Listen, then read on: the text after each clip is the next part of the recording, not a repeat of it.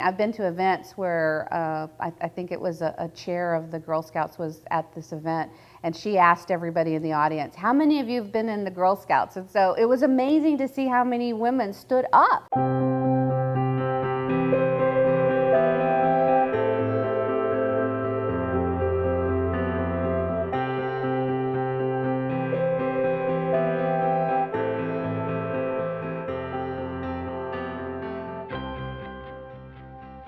I loved wearing that uniform because it always made me feel like I belonged. There was a feeling of comfort and belonging and being in this room full of people, and everything was okay. Nobody was concerned about, you didn't have to try and be something you weren't or fit into a box. You were just a person that was part of the group. I think that the Girl Scouts has always and will continue to play a pivotal role in the community as far as uplifting young women to be positive role models and influences and people and citizens in their community. The Daisy Project is a nonprofit organization that I co-founded with my mom, and the goal is to raise awareness around and prevention of issues with sexual assault, drug and alcohol abuse, things like that. And what really motivated my mom and I to move forward with that were, not only the skills that I learned from Girl Scouting, but also the phrase, leave the place cleaner than you found it. Something awful happened to me, but that wasn't the focus. It was, what can I do with it to make the world a better place?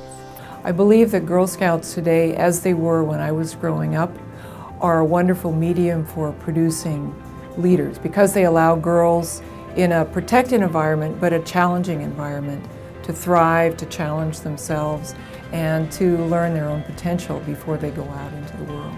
In my career in particular, it was a very male-dominated industry.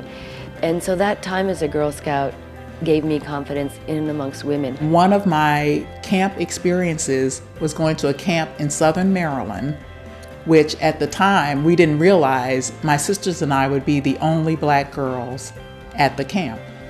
And there was in my cabin one white girl who did not want to be in the cabin with me. The counselors would have none of it. The counselors kept us in the cabin, and because of that, what was initially a very unsettling experience became a positive experience because the counselors held true to the values of Scouting. I respect very much the fact that Girl Scouts has a Council on Diversity and truly is addressing the fact that we are no longer a melting pot. We are like a mixed salad with all of the ingredients maintaining their own identity.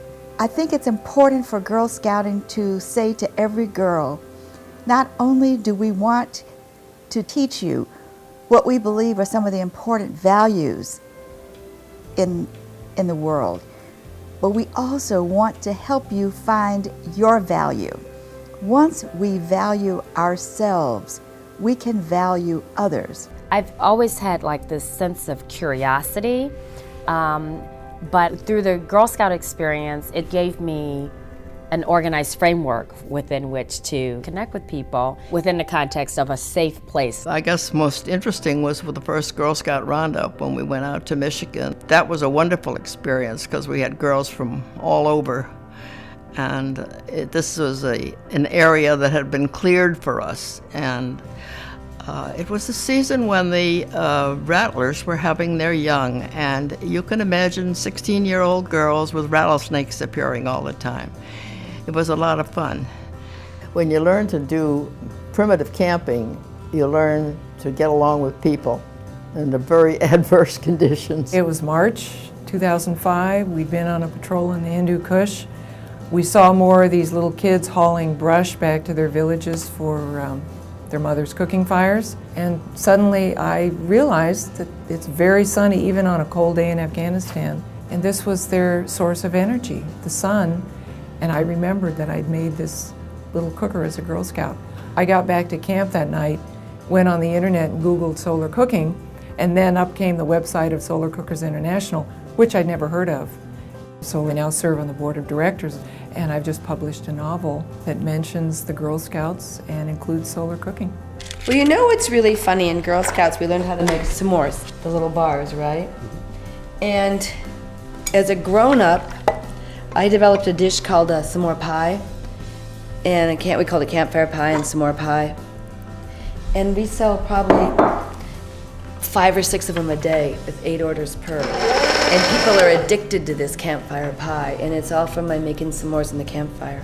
It has such an extended presence throughout my entire life, and it still does. I'm a lifetime member. This is my sash, the sash I'm so proud of. I mean, there's everything from camping to cooking, to music and archery to skating. It includes everyone, no matter what, and it allows them to say, I never realized how fortunate I am or how I can help in my community.